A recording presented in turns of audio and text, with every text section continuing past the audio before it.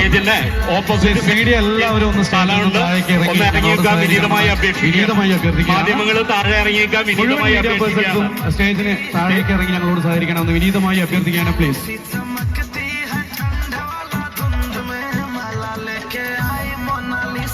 നമസ്തേ കേരള, എല്ലാവർക്കും സുഖമല്ലേ? നമുക്ക് വേണ്ടി മലയാളം പോലും പഠിച്ചിരിക്കുകയാണ്.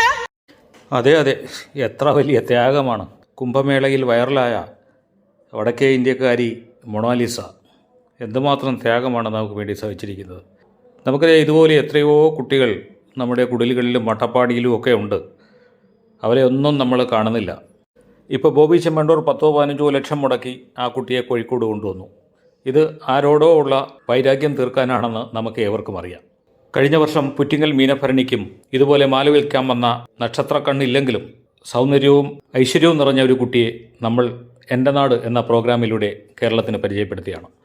പക്ഷേ കേരളത്തിലായതുകൊണ്ട് മാത്രം അതിനെ ആരും ശ്രദ്ധിക്കാതെ പോയി. അതുകൊണ്ട് തന്നെ ആ കുട്ടി വൈറലായതുമില്ല. കേരളത്തിലെ വിവിധ ജില്ലകളിൽ നിന്ന് മാത്രമല്ല, ഇന്ത്യയിലെ പല പ്രദേശങ്ങളിലെയും ബീഹാർ, രാജസ്ഥാൻ, ജാർഖണ്ഡ്, UP, ഗുജറാത്ത് തുടങ്ങിയിട്ടുള്ള സ്റ്റേറ്റുകളിൽ നിന്ന് ആൾക്കാർ ഫാമിലിയായിട്ട് ഈ പൂരപ്പറമ്പിൽ എത്തിച്ചേരുകയും അവർ കച്ചവട സാധനങ്ങൾ വിറ്റഴിക്കുന്ന അത്ഭുതം നിറഞ്ഞ ഒരു കാഴ്ച നമുക്കിവിടെ കാണാൻ പറ്റും. അത്തരത്തിലുള്ള കുറച്ച് പരദേശി പെരുമ പറയുക എന്നുള്ളതാണ് ഈ ഒരു ഭാഗത്തോടു കൂടി ജുവൽ ജംഗ്ഷൻ ഇറങ്ങിത്തിരിച്ചിരിക്കുന്നത്. ഈ വർഷവും ഉത്സവത്തിന് ആ കുട്ടി വരും എന്ന പ്രതീക്ഷയോടെ Jual junction media. Please subscribe Jewel Junction Media.